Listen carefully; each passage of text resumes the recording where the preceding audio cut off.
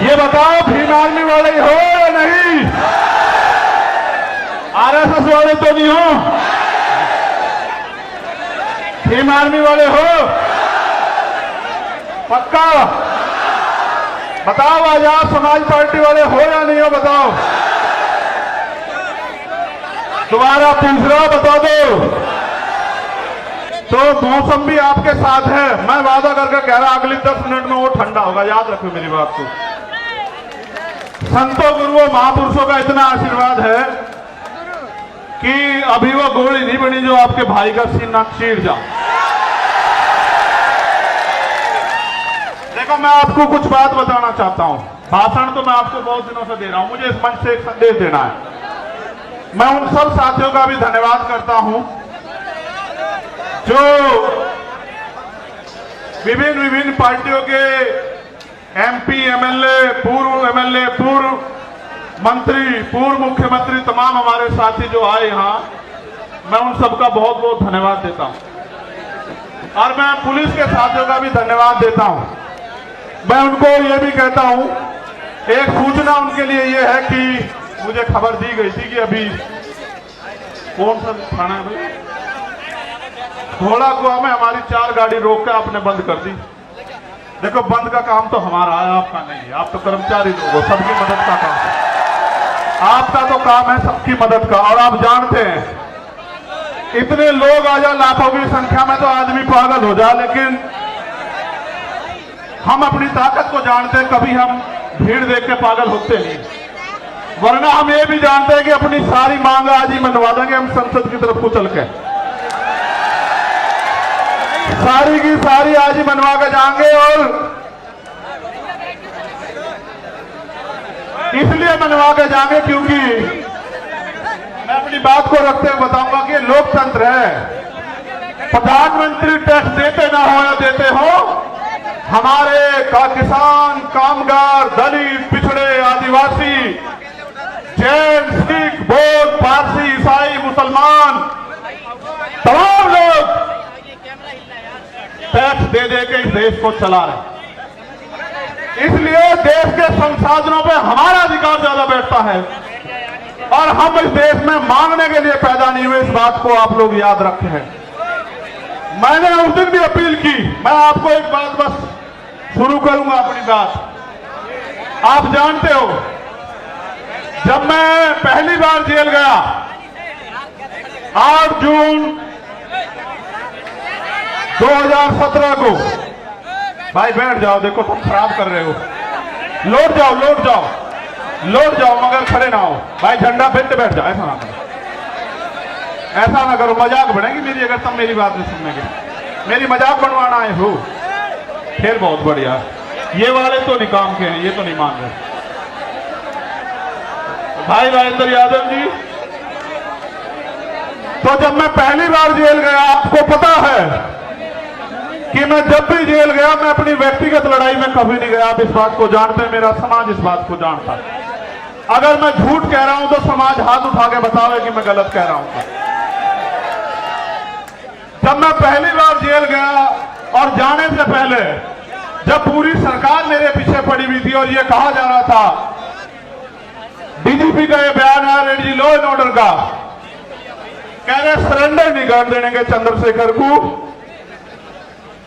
वो ये संदेश दे रहे थे कि हम इसका एनकाउंटर करके समाज को संदेश देंगे कि कोई भी अगर सरकार के खिलाफ खड़ा होगा हम उस आवाज को हमेशा के लिए बंद कर देंगे। लेकिन फिर 21 मई 2017 को आप मेरे समाज के सिर माथे सारे लोगों ने आके यही जंतर मंतर, इसी पर आकर आपने मेरे हौसलों को बुलंद करके कहा कि लड़, हम तेरे साथ हैं। और वो दिन है, आज का दिन है। चाहे मैं सीएम पे वाराणसी में जेल गया हूं, चाहे मैं ऐसी एक ताकत को लेके गुरु रविदास घर की तरफ चल दिया था जब इन्होंने मेरी 250 लाठी मार कर खाल उतार दिए कि सच्चो साहब अब तो एसीपी हो गए। जहां रात को मुझे जानवर की तरफ मार कर घेरा गया वो यही खड़े हैं। उनके जो साथी जिस थाने में मुझे मारा गया था 2-3 बार, वो भी मुझे सवेरे मिले थे। मैंने उनसे एक दिन पहले भी ये बात कही जब मैं पहलवानों के अंदर, मैं आदमी भूलता नहीं हूं भाई। जिसने 1 इंच भी साथ दिया कतरा कतरा उसके लिए बहा दूंगा, लेकिन जिसने मेरे लोगों को सताया, जबकि आप जानते हैं कि मैं संविधान में विश्वास रखता हूं। चलो माफ कर दूंगा उसे भी, उसे भी माफ कर दूंगा। लेकिन इस बार आपने देखा कि क्या हुआ, जब वो सीबीआई से नहीं रोक पाए, ईडी से नहीं रोक पाए, इनकम टैक्स से नहीं रोक पाए, जब वो झूठे मुकदमों से नहीं रोक पाए, जेल से नहीं रोक पाए, तो कायरों की तरह आके उन्होंने मेरे ऊपर गोली चला दी। आपकी गोली की तमन्ना सच्ची थी और मेरे लोगों के खून के आंसुओं की संघर्ष की तमन्ना सच्ची थी। अगर आपके गोलियों की तमन्ना सच्ची होती और मुझे कोई आगे की लड़ाई ना लड़नी होती, तो उसी दिन प्रकृति जो है मुझे खत्म कर देती, क्योंकि गोली का जो सामना वो बड़ा खतरनाक था। मैं आपको ये बात इसलिए बताना चाहता हूं, मैं आपका खून हूं। मैं कल भी था रहा था, आज भी था रहा हूं, और चाहे फर्श पर रहूं या अर्श पर रहूं या मिट जाऊं, मेरे खून का एक एक कतरा आपके स्वाभिमान सम्मान के लिए हमेशा खर्च होगा। मेरी बात को याद रखना। लोगों ने कितना गुमराह किया आपको, क्या क्या नहीं बताया, क्या क्या नहीं आरोप लगाए, फिर भी नहीं रोक पाए। क्योंकि जब एक गरीब का बेटा खड़ा होता है तो बहुत लोगों को तकलीफ होती है। लोगों को लगता है कि ये देश अमीरों का है और अमीर इस देश में राज करेंगे और गरीब जो है वो खून के आंसू रोगा। मैं आपको ये कहना चाहता हूं कि वो दिन दूर नहीं, गरीब इस देश में खून के आंसू रोने का नहीं, और गरीब इस देश में राज करेगा, ये बात लेके हम लोग सड़कों पर निकलते हैं। और हम तो हर दिन को आखिरी दिन मानते हैं। बात मेरी उसकी नहीं थी। जब मैं ज्ञापन पढ़ूंगा आपको पता लग जाएगा कि मैं अपनी लड़ाई लड़ने के लिए आया, या मैं अपनी सुरक्षा की मांग करने आया, या मैं सीबीआई जांच की मांग करने आया। मैं आपको बता दूंगा। मैंने समाज को इसलिए बुलाया अपने नाम से, क्योंकि मैं जानता हूं कि चाहे आप पे एक रोटी कम हो, चाहे आपको पानी ना मिले, चाहे गर्मी आपको कितनी परेशान कर रही हो, लेकिन आप मेरी बात के साथ खड़े रहोगे। और दिल्ली में आज आपने इतिहास लिख के दोबारा दिखा दिया मेरे लोगों। मुझे गर्व है आपके ऊपर, मुझे गर्व है कि मैं गरेट समाज में जन्मा था। मेरा समाज गरेट है और मेरा समाज सम्राट अशोक की तरह गरेट रहेगा। मुझे इस बात का गर्व। ये बात मैंने आपको इसलिए बताई कि आज के जो हालात है ना, इन हालातों में एक गरीब के बेटे को रोकना जो ईमानदार भी है और संघर्षशील भी है, और जिसके गले में पट्टा नहीं है किसी का, वो बड़ा खतरनाक है। जब मैं कहता हूं ना, मुझे आदत है, हम पश्चिम के लोग हैं, तो भाई आप इसे हम ही मानना करो, ठीक है? इसे आप हम मानना करो सारे, क्योंकि भाई मैं भी तो भीम आर्मी का आपकी तरह सिपाही हूं, एक छोटा सा। सबसे पहले मैं धन्यवाद दूंगा जो पैदल चल के आए, दोनों हाथ उठा के उनका बहुत बहुत धन्यवाद।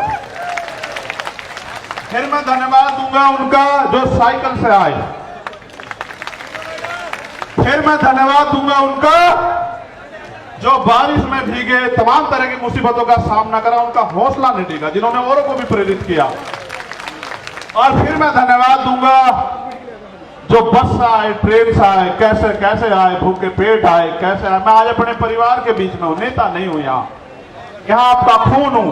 मैं आपसे एक सवाल पूछना चाहता हूं बात की शुरुआत में ही।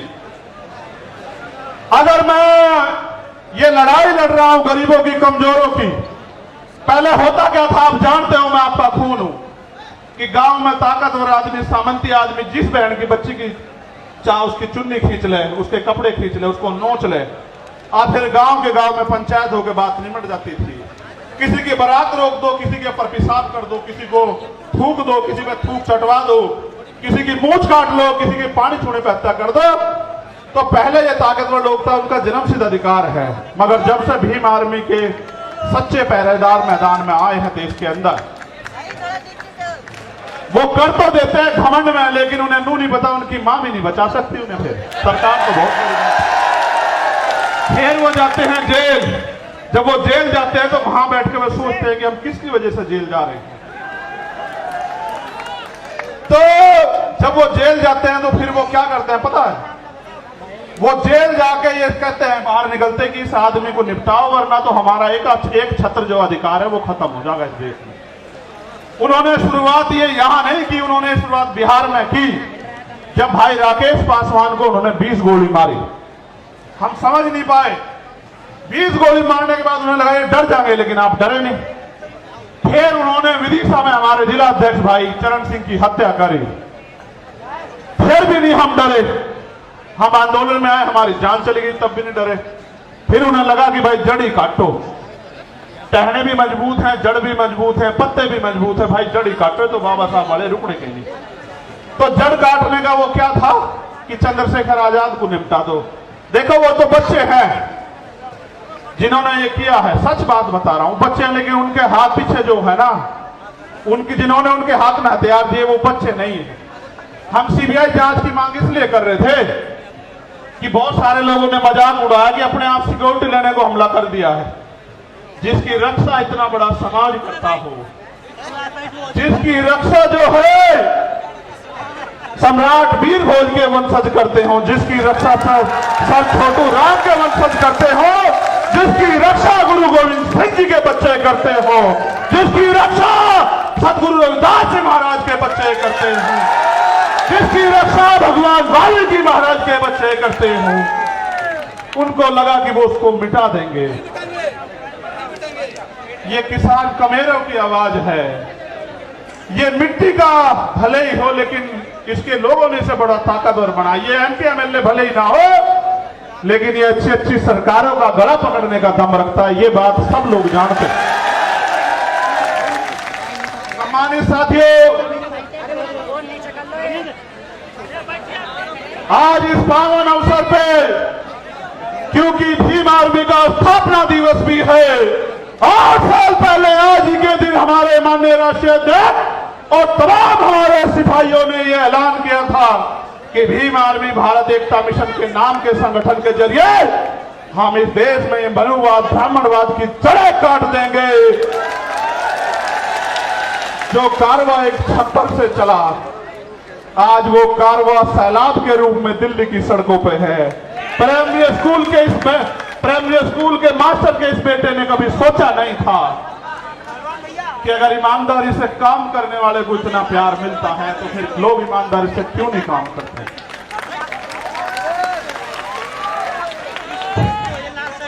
तो मैं इस पावन अवसर पे बहुजन समाज में जन्मे सभी संतों, गुरुओं, महापुरुषों को नमन करता हूं।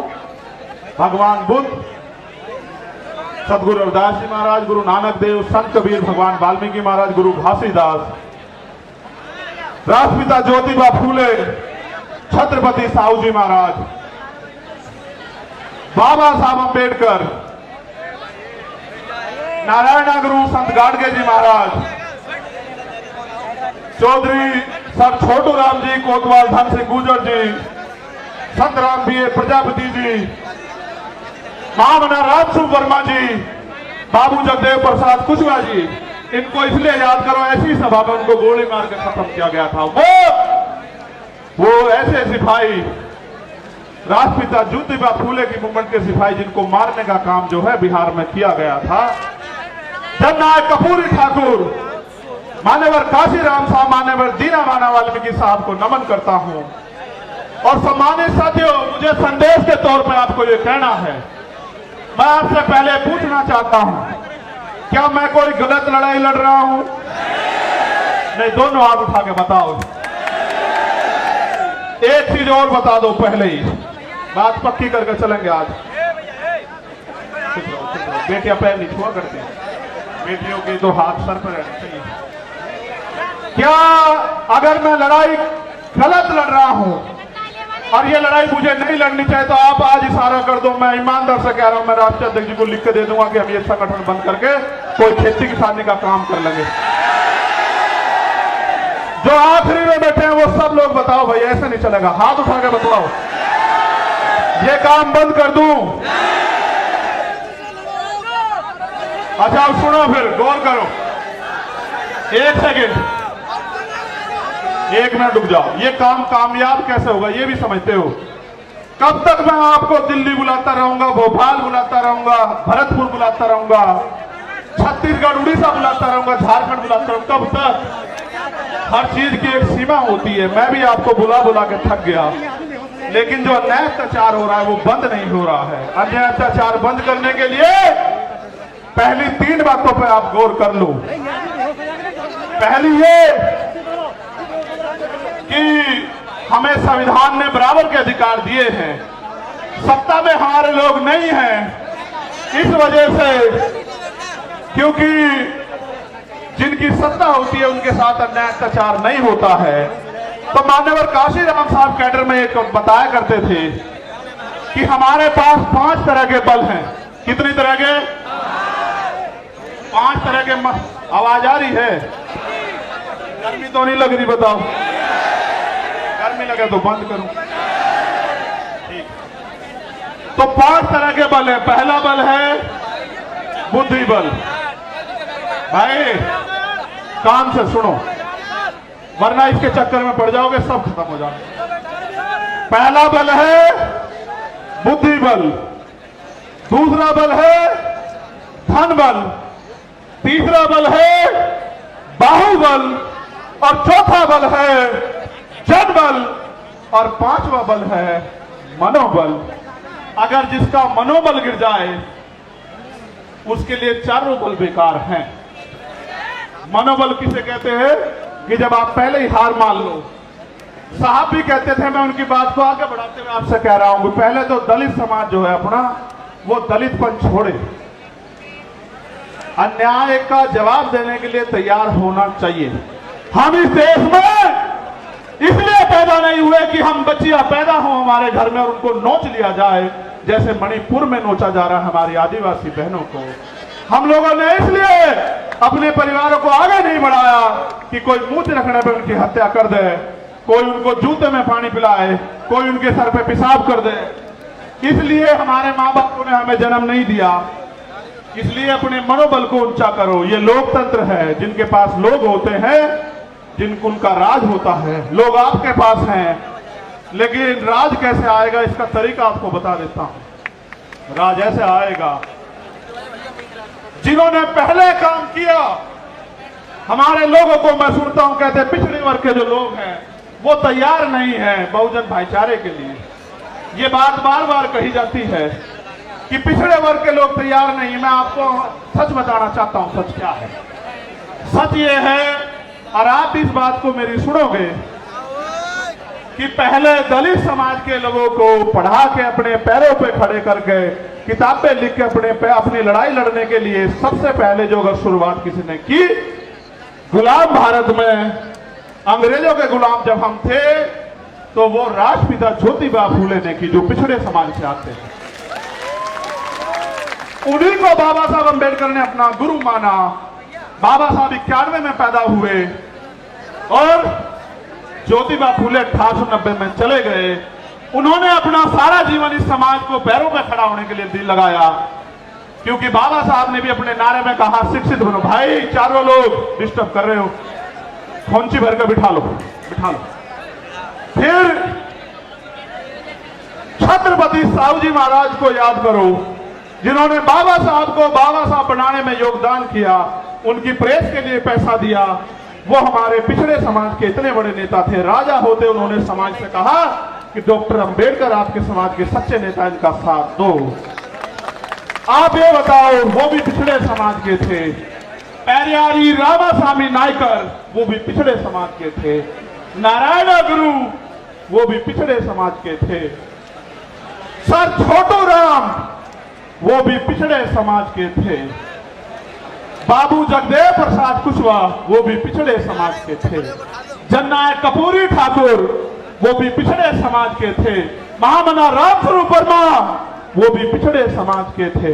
और जिन्होंने देश की आजादी में योगदान दिया, चाहे शहीद आजम भगत सिंह रहे हों या कोतवाल धन सिंह गुजर रहे हों, शहीद उधम सिंह रहे हों, करतार सिंह सराभा रहे हों, वो भी इसी वंचित पिछड़े समाज के थे। उन्होंने अपना काम कर दिया।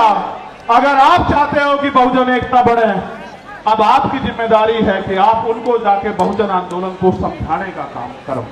जैसे पहले उन्होंने घर घर जाके आपको समझाने का काम किया, ऐसे आप भी जो है अब घर घर जाके उनको समझाने का काम करो। पहले लल्ले यादव भी पिछड़े समाज से थे। ये बात मैंने आपको इसलिए बताई। आप ये सोचते हो कि वो गलत है, नहीं, कुछ गलतियां हुई है उसकी वजह से दिक्कत आ रही है, वरना पिछड़ा समाज भी ब्राह्मणवाद मनोवाद का सबसे बड़ा जो है विरोधी बैठा है, और ये बात उन्होंने 19 के दशक में करके भी दिखाई है। ठीक है। दूसरा, अगर आपको और आगे बात को बढ़ाना तो अपने पराये में फर्क समझना पड़ेगा। जब सब लोगों ने रास्ते बंद कर दिए और कहा बाबा साहब अम्बेडकर, खिड़कियां तो, दरवाजे तो बहुत दूर, खिड़कियां भी बंद कर देंगे, घुसने नहीं देंगे संविधान सभा में, तब उनको खुलना ढाका से की खुलना सीट से जिताकर कॉन्स्टिट्यूशन असेंबली में भेजने वाले लोग वो मुस्लिम समाज के थे। उन्होंने भी अपना जो है पहले हक अदा किया, संसद में बाबा साहब, कॉन्स्टिट्यूशन असेंबली में बाबा साहब गए, तब जाके संविधान लिखने का मौका मिला, तब जाके आपको हक अधिकार मिले।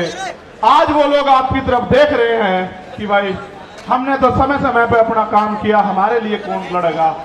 इसलिए मैं सीए एनपीआर एनआरसी के आंदोलन में मिल गया, और इसलिए मैं आपसे कह रहा हूं, आपको समझना पड़ेगा कि आपका अपना कौन है और आपका पराया दुश्मन कौन है।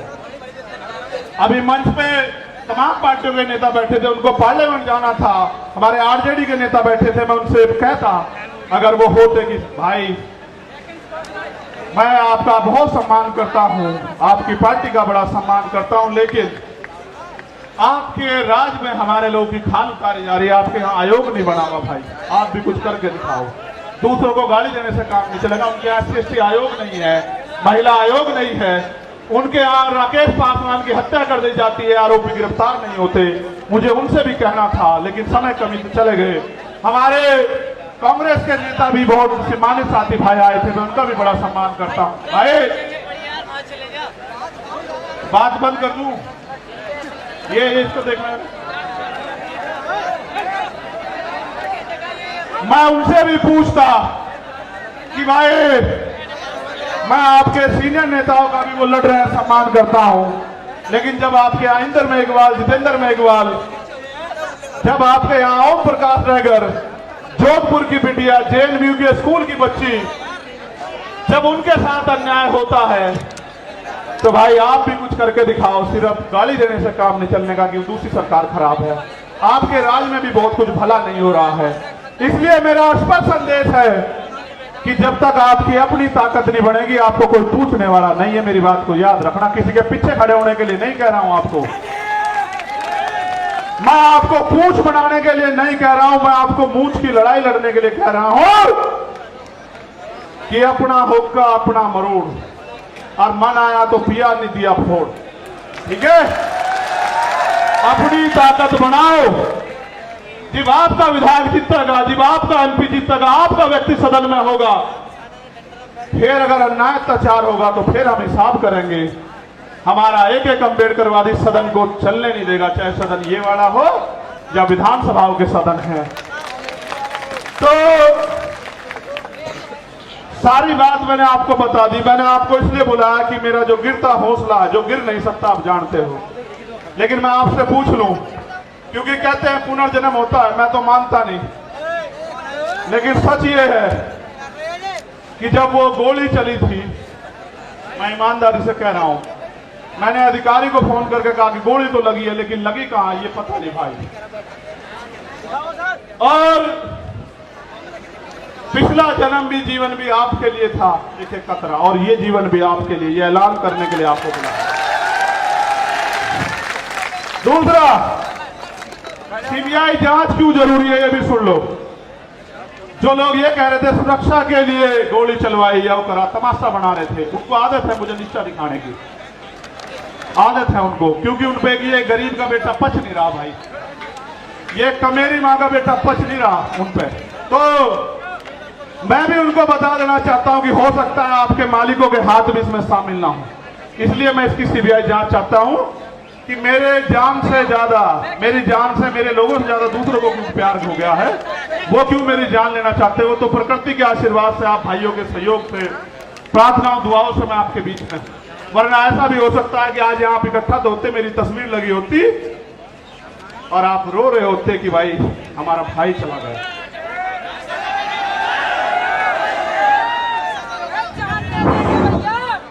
मैं जानता हूं कैसे कैसे उधार पैसे लेकर आए होंगे, और आने जाने के बाद जब खबर आएगी कि आप तक कोई और मुसीबत ना पड़ जाए, लेकिन जब आप अपनी जगह से नहीं हिलते तो फिर मेरे साथ कोई मुसीबत आ जाए मुझे भी हिलने का मेरा मन नहीं करता। आप बताओ कैसे छोड़ दूं, आपके हाथ कैसे छोड़ूं, आप बताओ कैसे छोड़ूं आपके हाथ जिन्होंने मेरे लिए दिन रात नहीं देखा, आंधी तूफान नहीं देखा, गर्मी नहीं देखी, बारिश नहीं देखी, कोई भी मुसीबत नहीं देखी, भूख प्यास, उनका हाथ कैसे छोड़ दूं, उस समाज का हाथ कैसे छोड़ दूं, कैसे डर के घर में बैठ जाऊं, कैसे सीना तान के आपका खून होके बाहर ना हो। इसलिए यहां मैदान में हूं, ये मैं समझना डर गया हूं, जिस दिन डर गया आप ये समझना कि मर गया हूं। जब तक जिंदा हूं पूरी ताकत से इस लड़ाई को लड़ूंगा। दिल्ली के भी बहुत साथी आए, मध्य प्रदेश के बहुत साथी आए, 22-23 स्टेट से साथी आए, थोड़े थोड़े अपना अपना प्रतिनिधित्व करने के लिए। 2-2 हजार किलोमीटर से लोग आए, उड़ीसा से आए, झारखंड से आए, तेलंगाना से आए, कर्नाटक से आए, त्रिपुरा से आए, असम से आए, बंगाल से आए, बिहार से आए, राजस्थान से आए, कश्मीर से आए, पंजाब से आए, हरियाणा से आए, यूपी से आए। यूपी वालों का तो खून हो, तो भाई खून तो सभी का हो, वो ज्यादा मेहनत कर रहे हैं आजकल। तो मैं आपके आगे ज्ञापन पढ़ता हूं, आप ज्ञापन को गौर से पढ़ ले, सुन लेना एक बार। बहुत महत्वपूर्ण है ये ज्ञापन, और ये ज्ञापन इसलिए जरूरी है कि एक छोटी सी मांग इसमें मुझसे जुड़ी हुई है, लेकिन बाकी मांग बहुत मुझसे जुड़ी हुई नहीं है, समाज से जुड़ी हुई है। भाई चंद्रशेखर तो अकेला आदमी मर जाएगा, लेकिन इस समाज के साथ जो न्याय हो रहा है उसका हिसाब तो करना पड़ेगा ना। ये उसका हिसाब नहीं करने के, क्या हम इस देश में आप बताओ मरने के लिए पैदा हुए हो? मणिपुर की बच्चियां याद हैं? देखो हमारे साथ तो शोषितों के साथ ये सदियों से होता आया। वीडियो भले ही वायरल ना होती हो, लेकिन होता तो आया है। लेकिन अब ये बंद होना चाहिए नहीं होना चाहिए, आप बताओ। तो मैं आपके आगे ज्ञापन पढ़ूंगा। आखिरी मांग जो है वो राष्ट्रीय अध्यक्ष जी पढ़ेंगे। जो ज्ञापन है उस पर गौर कर लो, मीडिया के साथी भी ज्ञापन चला देना भाई। भाई कान से सुन लो।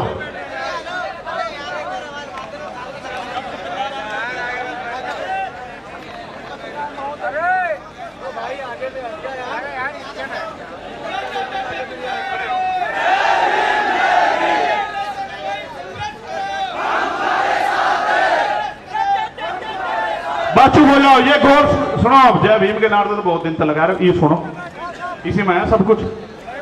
निवेदन करना राष्ट्रपति जी के नाम ज्ञापन है, क्योंकि प्रधानमंत्री जी तो उम्मीद खत्म हो गई है। प्रधानमंत्री जी तो उनका भी नहीं लड़ पा रहे लड़ाई जिनको सरकार बनाए। भाई बैठ जाओ। अरे मैं तुम्हें नेता बनाना चाहता हूं, तुम पत्रकार बनना चाह रहे हो, फोटोग्राफर बनना चाह रहे हो, बैठो यार, क्या कर रहे हो कमाल। बैठ जाओ यार, ये कोई बात ठीक नहीं। इतनी बार मैंने कभी नहीं कहा आज तक समय, आज तक का रिकॉर्ड है, मैंने इतनी बार कभी निवेदन नहीं किया। आप जानते हो नहीं जानते हो? सुनो मेरी बात पे गौर करो, अब मत बोलो बस कोई भी। निवेदन करना है कि स्वतंत्र भारत के संविधान में समस्त नागरिकों को समानता, स्वतंत्रता और न्याय हेतु मौलिक अधिकार प्रदान किए गए हैं। साथ ही सदियों से हक वंचित वर्गों, विशेष रूप से जाति जनजाति के लोगों के अधिकारों की सुरक्षा व इनके विकास के लिए संविधान में विशेष प्रावधान किए गए। हमारा संविधान समाज के कमजोर वर्गों, SC, ST, OBC, माइनॉरिटी के कल्याण हेतु प्रतिबद्ध है। यथा संविधान अनुच्छेद 38 के तहत अनुसूचित जाति जनजाति राष्ट्रीय आयोग का गठन किया गया है। यह अवगत कराना है कि सदियों से SC, ST समुदाय के लोग सामंतवादी और घृणित जातिवादी, क्रूर मनवादी मानसिकता का शिकार बनाए जा रहे हैं। हाल ही में मध्य प्रदेश में एक आदिवासी समुदाय के व्यक्ति का सर के सिर के ऊपर अपर कास्ट के व्यक्ति द्वारा पेशाब करना आधुनिक भारत की क्रूर मानसिकता को दर्शाता है। इसी प्रकार पिछले कुछ वर्षों में देश के राज्यों में समाज के इन कमजोर वर्गों के लिए चैलेंज करके सुनियोजित हत्याएं की जा रही हैं। जिसमें प्रमुख घटनाएं हैं शोधार्थी छात्र रोहित वेमुला की हत्या, वरिष्ठ पत्रकार गौरी लंकेर की हत्या, मनीषा वाल्मीकि की हत्या, जितेंद्र मेघवाल की हत्या, इंद्र मेघवाल की हत्या, रमन वाल्मीकि की हत्या, भाई आकाश गुजर की हत्या जो उत्तर प्रदेश पुलिस द्वारा गोली मारकर की गई। इन घटनाओं से ऐसा प्रतीत होता है कि देश भारत के संविधान से नहीं बल्कि देश का शासन प्रशासन मनोविधान से संचालित हो रहा है। समाज के कमजोर वर्गों के खिलाफ आए दिन सुनियोजित हिंसा, हत्याओं तथा मॉब लिंचिंग घटनाओं का ग्राफ लगातार बढ़ता जा रहा है। एनसीआरबी की रिपोर्ट इसका सरकारी सबूत है।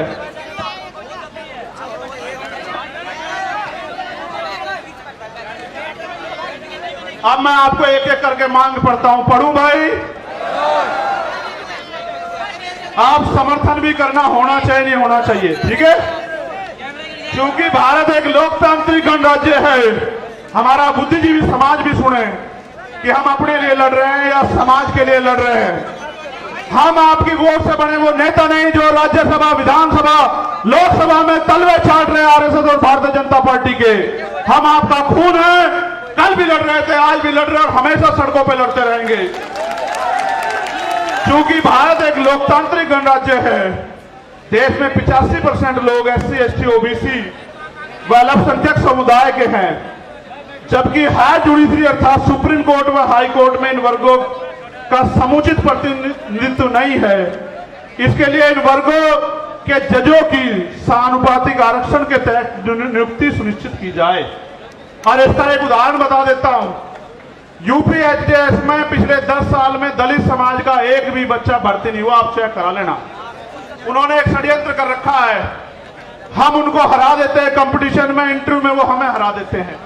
उन्होंने कहा इंटरव्यू में 80 नंबर नहीं आएंगे तो भाई कामयाब नहीं मानने जाएगा। 70 से 79 देकर हमारे लोगों को निकाल देते। आप देखो, लोकतांत्रिक भारत में एक जज नहीं बना पिछले 10 साल में। आप इस बात को समझो, कितनी बड़ी साजिश है। पिछड़े वर्ग के भी 2-4 बने होंगे। ये बात आपको इसलिए बता रहा हूं कि आपके नेता जिनको आपने वोट से बनाया उनको ये दिखाई नहीं देता भाई। जब आपका जज ही नहीं होगा तो फिर 10 लाख का जुर्माना तो लगेगा भाई, या नहीं? फिर संविधान के अनुच्छेद, दूसरी मांग है, ये होनी चाहिए नहीं होनी चाहिए? पहले वाली, संविधान के अनुच्छेद 38 के तहत गठित राष्ट्रीय अनुसूचित जाति जनजाति आयोग को एक संवैधानिक संस्था है। इस आयोग को प्रत्येक राज्य में गठन हो, जिसके अध्यक्ष सेवानिवृत्त हाईकोर्ट के जज हो। इस प्रकार जिला स्तर पर आयोग का गठन किया जाए तथा भारत के प्रत्येक जिले में SC, ST executive exclusive special court की स्थापना की जाए, जो केवल SC, ST एक्ट में दर्ज केसों की सुनवाई करे और आयोग उनकी निगरानी करे। और इसलिए मैंने कहा कि बिहार वालों को भी अपने यहां आयोग बना देना चाहिए, ठीक है? ये होना चाहिए नहीं होना चाहिए? ठीक है, बहुत अच्छे।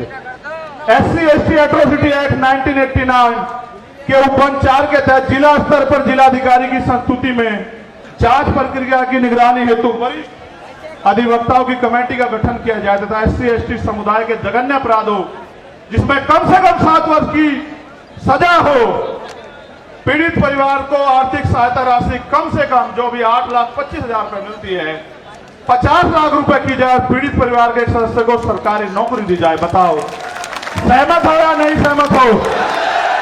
भाई मंच के लोग हाथ नहीं उठा रहे हो तो हम एक तरफ हो गए। चलो आगे बढ़ो। SC, ST वर्ग के अधिकारी कर्मचारियों का उच्च पदों पर, SC, ST OBC वर्ग के अधिकारियों कर्मचारियों का उच्च पदों पर समुचित प्रतिनिधित्व हेतु प्रमोशन में रिजर्वेशन का प्राविधान किया जाए तथा इन वर्गों का बैकलॉग कोटा पूर्ण करने के लिए विशेष भर्ती अभियान चला जाए। हमारे बहुत सारे अधिकारी कर्मचारी आए हैं। आप भले धीमे धीमे हमारे साथ खड़े हो रहे हो, हम आपके साथ खड़े हैं। प्रमोशन में रिजर्वेशन SC, ST OBC को लागू करवा कर देंगे इस देश में, याद रखियो। सन 1931 के बाद देश में आज तक जाति आधारित जनगणना नहीं की गई। अतः जाति आधारित जनगणना की हम पुरजोर मांग करते हैं तथा जिसकी जितनी संख्या भारी उसकी उतनी हिस्सेदारी के तहत देश में वास्तविक लोकतंत्र कायम हो सके। एवं जनसंख्या के अनुपात में आरक्षण बढ़ाया जाए। आप चाहते हो जातिगत जनगणना हो? ठीक है। यह है कि सरकारी उपक्रमों तथा संस्थानों का निजीकरण संविधान की लोक कल्याणकारी राज्य की अवधारणा खिलाफ है, क्योंकि यह सरकारी नौकरियों में आरक्षण को समाप्त करने की साजिश है। अतः निजीकरण पे तत्काल प्रभाव से रोक लगाई जाए। आप इस पे सहमत हो? जब हमारी सरकार आओगी, सारा जिनका निजीकरण हुआ उनका राष्ट्रीयकरण कर देंगे, आप चिंता मत करो। केंद्र और राज्य सरकार के सभी कर्मचारियों के लिए पुरानी पेंशन लागू की जाए। यह है कि सेना में अग्निवीर स्कीम को खत्म कर पुरानी भर्ती व्यवस्था लागू हो, क्योंकि आपने देश की सुरक्षा के साथ खिलवाड़ किया और नौजवानों के भविष्य के साथ लोग अग्निवीर से वापस लौट रहे हैं। इसको भी हम ही करा कर देंगे और किसी में हिम्मत नहीं। ठीक है। भारत एक कृषि प्रधान देश है, किसान देश की रीढ़ है। अतः किसानों की एमएसपी की समयबद्ध कानूनी लीगल गारंटी सुनिश्चित की जाए। और अभी जो किसान आंदोलन हुआ था उसमें जो झूठे मुकदमे लगाए गए थे वो मुकदमे वापस हो, और जो किसान सम्मान निधि 6,000 रुपए आप दे रहे हो उसको बढ़ा के 24,000 रुपए किया जाए। यह है कि संविदा नौकरी में आउटसोर्सिंग भर्ती को तत्काल खत्म किया जाए तथा संविदा पे कार्य कर रहे कर्मचारियों को भी नियमित कर्मचारियों का समान वेतन और अन्य सुविधाएं दी जाए। जो सफाई कर्मचारी ने संविदा पिछले 5 वर्षों से अधिक समय से ठेके संविदा पे रखे गए हैं, उनको संवैधानिक आरक्षण का अनुपालन करते हुए नियमित किया जाए। आप इससे सहमत हो? भाई पहले तो ठेकेदारी होनी नहीं चाहिए, मगर जो ठेकेदारी पे है, अगर सरकारी कर्मचारी को 50,000 रुपए मिल रहे तो उसको भी 50,000 रुपए मिले। इस बात पे सहमत हो? चलो ठीक है। और सफाई कर्मचारी दिल्ली के तैयार हैं आपकी मांग हम अगले 1 महीने पूरी करवाने के लिए। यहां की सरकार से भी निपटेंगे, आप चिंता न करियो। यूनिफॉर्म सिविल कोड लागू करने से पूर्व सामाजिक और आर्थिक गैर बराबरी समाप्त की जाए तथा शैक्षिक और लैंगिक स्थापना समानता स्थापित की जाए। उसके बाद यूसीसी पे आपसे बात करेंगे। अगर आप अल्पसंख्यकों के विरोध में कोई भी कानून लाओगे, हम उसका ड्राफ्ट पढ़ेंगे, आपकी ईंट से ईंट बजा देंगे सरकार के लोगों। इस बात को याद रखना। और भाई आखिरी मांग ये है, मैंने कहा था राष्ट्रीय अध्यक्ष जी पढ़ देंगे। मैं मांग बता देता हूं कि इस घटना की सीबीआई जांच हो और सुरक्षा तो भाई समाज ही करेगा, थारे मांगने दे देने वाले तो है नहीं। लेकिन बड़ी बात यह है, ये समझना पड़ेगा कि देश के जब सरकार के नेताओं को सुरक्षा मिल सकती है तो हमारे नेताओं को भी सुरक्षा मिलनी चाहिए। सरकार आती जाती रहती है, हम भी टैक्स देते हैं, आप भी टैक्स देते हो, हमारी संख्या ज्यादा, हमारा टैक्स ज्यादा है, फिर सुरक्षा आपको क्यों? आपकी तो सरकार है, आप पे कौन गोली चला रहा है? गोली तो हम दलित पिछड़े अल्पसंख्यकों की छाती से निकल के जा रही है। इसलिए सुरक्षा की जाए। मुख्यमंत्री जी उत्तर प्रदेश को मैं कहना चाहता हूं, अगर वो संत है और अगर वो न्याय की बात करते हैं, कानून के राज की बात करते हैं, तो वो वहां से पैरवी करें। और केंद्र सरकार अगर सच्ची है, उनका हाथ नहीं है स्टेट गवर्नमेंट का और केंद्र गवर्नमेंट का, तो वो उस रिक्वायरमेंट को जो है, जो यूपी गवर्नमेंट भेजे, उसको फाइनलाइज करके ऑर्डर करे सीबीआई जांच के। हम बताएंगे कि इसमें सांप चूहे शामिल हैं या बड़े बड़े अजगर जो है शामिल हैं। आपको पता है पहलवानों के मामले में न्याय कैसे हुआ? आपने देखा, आपको याद है, पहलवानों का समर्थन भी हमारे साथ है। और यहां मणिपुर की कुछ बेटियां भी बैठी है, वो मिलना चाहती है, मैं उनको भी सुनूंगा। और हमारी बहन प्रतिभा जी, वो भी यहां आई हुई हैं, जो पूर्व विधायक है नवलगढ़ से, उनका भी धन्यवाद। बहुत सारे साथी जिनके नाम छूट गए। यहां ओम प्रकाश रहेगा, हमारे छोटे भाई की सिस्टर,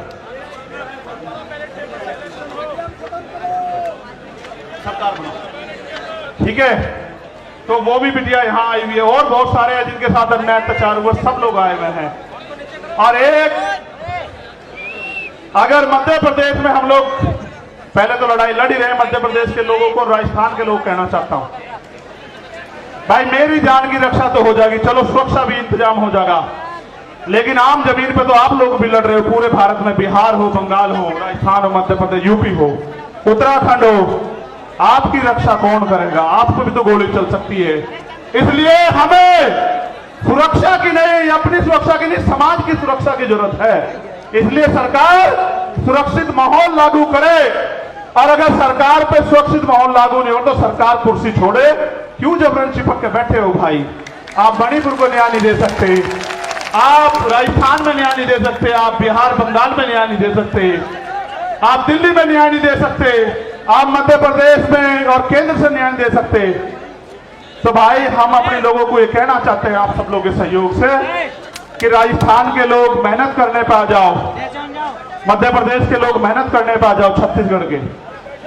तो इसी बार जो है आपका सत्ता की चाबी आपके हाथ में मध्य प्रदेश राजस्थान में आ जाएगी, छत्तीसगढ़ में। क्योंकि चुनाव जैसा होगा उसमें 5-7 वोट विधायक जिसके पास होंगे उसके पास चाबी होगी। और हम काम करने वाले लोगों को लड़ा रहे हैं तो हमारा विधायक जो है हो सकता है वो चीफ मिनिस्टर बन जाए या डिप्टी चीफ मिनिस्टर बन जाए, आपकी सरकार में हिस्सेदारी हो जाए। इसलिए आपसे कहूंगा मध्य प्रदेश राजस्थान के लोग ज्यादा काम करें और आप यहां आए पुणे।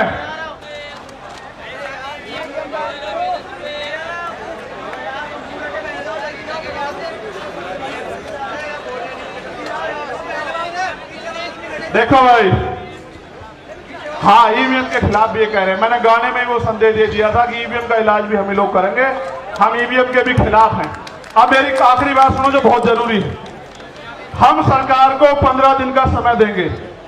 अगर सरकार ने 15 दिन में हमारी बात नहीं मानी फिर हम पीसी करके अपनी आगे की योजना के बारे में बताएंगे। और मेरा तो मानना है कि पूरे देश में हम जन जागरण करके 22% शेड्यूल कास्ट और 52% पिछड़े वर्ग के लोगों को और अल्पसंख्यक लोगों को जो है इकट्ठा करने का काम करेंगे और उनको दो दुश्मन की पहचान करवाएंगे। और हमारा प्रयास ये रहेगा कि बहुजन समाज राज करे, उनके साथ अन्याय होना बंद हो। अब अगर आपके यहां वो यात्रा आएगी तो आप लोग मेहनत करोगे नहीं करोगे बताओ? अगर दोबारा बुलाऊंगा आओगे नहीं आओगे? कभी सोचो पिछली बार हम चले गए, इस बार और चले जाएंगे। बहुत बहुत धन्यवाद। एक आखिरी मेरा ये अल्टीमेटम है देश के प्रधानमंत्री को, मेरी बात को गौर से सुन लेना। मीडिया के जरिए प्रधानमंत्री तक चला जाए, इंटेलिजेंस के जरिए।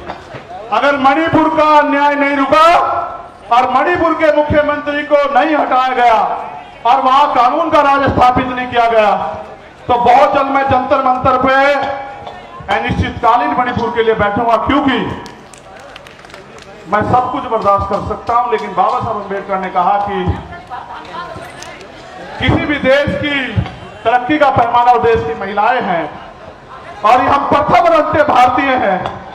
अगर मणिपुर की बेटियों के साथ अन्याय होगा तो हम मुंह छिपा के घर में नहीं बैठेंगे, इसी जंतर मंतर पे।